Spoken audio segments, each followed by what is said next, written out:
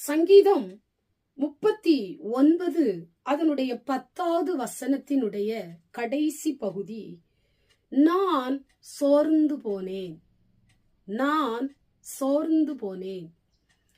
இந்த வார்த்தையை கேட்டுக்கொண்டிருக்கிற எனக்கு அன்பான தேவ பிள்ளைகளே, நீங்கள் மிகவும் சோர்ந்து போயிருக்கலாம்.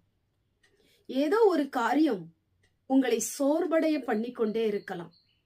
அதை நினைத்து நினைத்து நீங்கள் அழுது கொண்டிருக்கலாம். நான் ரொம்ப சோர்ந்து போயிட்டேன், ஏன் என் வாழ்க்கையில இப்படி சோர்வுகள், ஏன் என்னுடைய வாழ்க்கையில இந்த கலக்கங்கள், ஏனுடைய இந்த வாழ்க்கையிலே இப்படிப்பட்ட காரியங்கள் நான் ஒவ்வொரு நாளும் சந்தித்து கொண்டு வருகிறேனே, இந்த சோர்வில் இருந்து ஆண்டவர் எனக்கு ஒரு அற்புதம் செய்ய மாட்டாரா?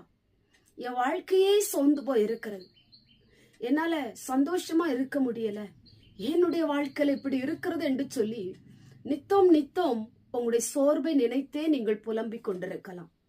சோர்ந்து போய் இருக்கிற உங்களை பார்த்துத்தான் ஆண்டவர் சொல்லுகிற ஒரு வார்த்தை, நீங்கள் எதிர்பாராத ஒரு காரியத்தை கர்த்தர் உங்களுக்கு செய்ய போகிறார்.